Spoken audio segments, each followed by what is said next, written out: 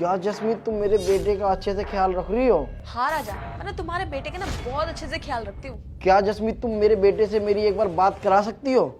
हाँ ठीक है, मैं अभी बात कराती हूँ तुम्हारी उससे। ये लो अंशु बेटा, अपने पापा से बात करो। हाँ हाँ पापा, मम्मी मेरा बहुत अच्छे से ख्याल रखती है। सुन लिया ना राजा तुमने? अरे हाँ जसमीत, मैंने बहुत अच्छे से सुन लिया कि तुम मेरे बेटे का कितने अच्छे से ख्याल रख रही हो। अच्छा राजा, मैं फोन रखती हूँ। तुम्हारे बेटे के लिए ना मुझे खाना भी बनाना है, ठीक है? हाँ ठीक है ठीक है। अरे जसमीत, ये जो तुम्हारा बेटा है ना, हर बार हमारे बीच में कौम में हड्डी बन जाता है। जब भी मैं तुमसे मिलने आता हूँ, पता नहीं कहाँ से टपक जाता है।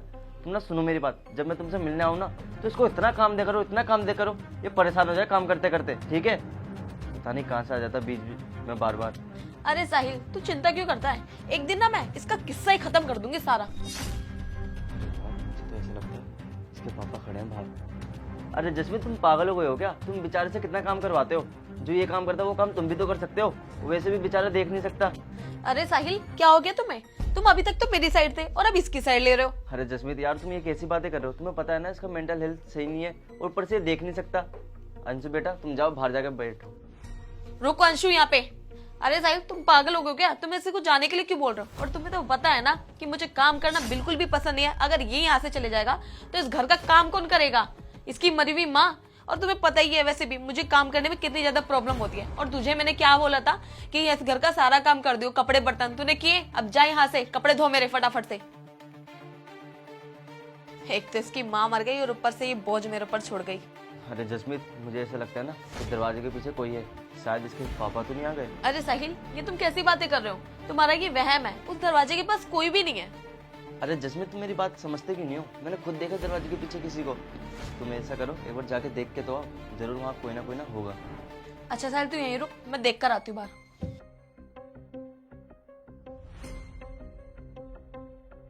अंशु बेटा, तू ना मुझे माफ़ कर दे। मुझे बहुत बड़ी गलती हो गई कि मैंने ऐसी लड़की से शादी कर ली जो तेरा बिल्कुल भी ख्याल नहीं रखती है। मैंने तो उससे शादी सिर्फ इस वजह से करी थी कि वो तेरा ख्याल रखेगी और तेरे को बिल्कुल अपनी सगी माँ से भी ज़्यादा प्यार करेगी। पर मुझे नहीं पता था वो तेरे ऊपर इतना अत्याचार करेगी। मैंने तो उससे शादी सिर्फ इसलिए करी थी कि मैं बॉर्डर पे देश की रक्षा करने चले जाता था, तो यहाँ पे तेरा ख्याल रखने के लिए कोई भी नहीं रहता था और मैं गलत था। मैंने ऐसी लड़की से शादी कर ली जो तेरा बिल्कुल भी ख्याल नहीं रख रही है और तेरे ऊपर इतना अत्याचार कर रही है। मैंने आज सब कुछ अपने आंखों से देख लिया अंशु। और बताओ, उसको बिल्कुल भी शर्म नहीं है? तू बेटा देख नहीं सकता है और इसके बावजूद भी वो तेरे से घर का सारा काम करवा रही है। मुझे तो समझ में नहीं आ रहा वो इतना मतलब कैसे निर्दय हो सकती है। उसके हृदय में बिल्कुल भी दिल नहीं लग रहा मेरे को। पापा, मैं जब भी कुछ काम करता हूँ ना तो मम्मी ना मेरे को काम नहीं करने देती और मेरे को ना ऐसा लगता है मम्मी ना किसी लड़के को बुलाती है घर पे। अंशु बेटा, मैं ना आज उसको बिल्कुल सबक सिखा के रहूँगा, तू चिंता मत कर और तू मुझे माफ़ कर दे। हाँ साहिल, तू ना बिल्कुल ठीक कह रहा था। इसके पापा तो बाहर ही आके खड़े हुए हैं और मुझे कुछ भी समझ नहीं आ रहा मैं क्या करूँ। अरे यार, अब क्या करें हम? कहीं साहिल, कहीं अंशु ने उसको सारी सच्चाई ना बता दी हो। अच्छा चल ठीक है, जब उसको सच्ची पता चल गया तो तू क्यों ना अपने मुंह से सच्ची बता देती है? हाँ साहिल, तू ना बिल्कुल ठीक कह रहा है। चल ऐसा करते हैं, उसके सामने चलते हैं और सारी सच्चाई बता देते हैं। चल जल्दी चल।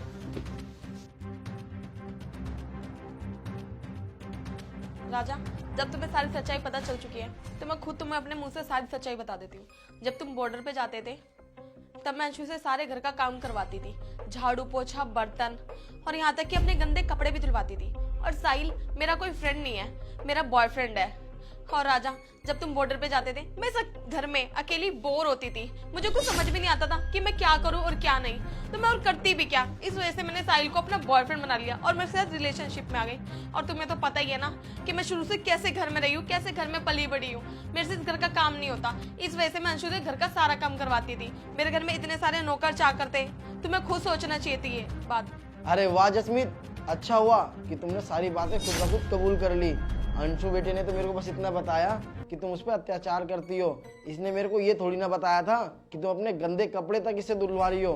अरे वो तो थोड़ी देर पहले जब मैं तुमसे बात कर रहा था ना, तो मैं सब कुछ अपने आंखों से देख लिया। तुम मेरे बेटे से चाय तक मंगवाती हो, पानी तक मंगवाती हो और यहाँ तक नहीं तुम्हारे को पता है, जो तुम्हारे बॉयफ्रेंड ने ना मेरा पैर देखा, वो मैं जानबूझ के लेके आया था सामने तुम्हारे, ताकि तुम्हारे बॉयफ्रेंड को डर पैदा हो।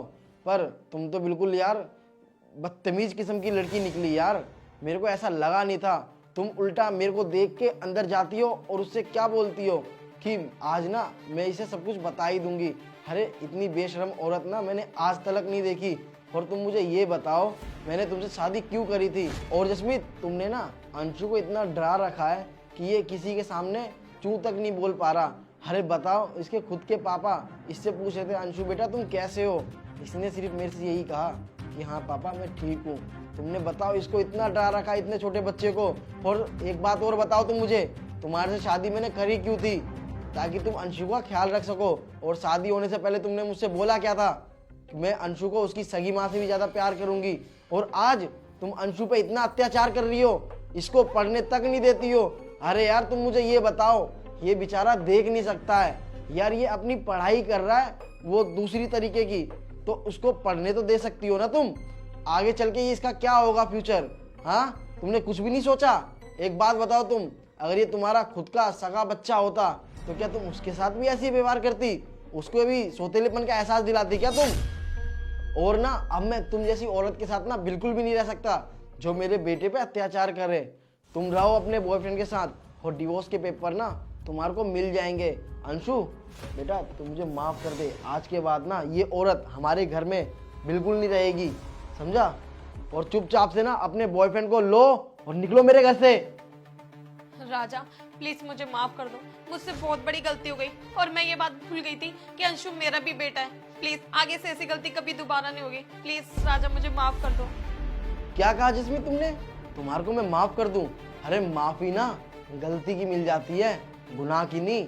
और जो तुमने इतना अत्याचार किया है ना अंशु के ऊपर, इसे ना गुनाह कहते हैं, समझी? और तुम मुझे ये बताओ, एक शादीशुदा औरत होने के बावजूद तुम बाहर अफेयर चलाती हो? हाँ, यही सब रह गया है क्या?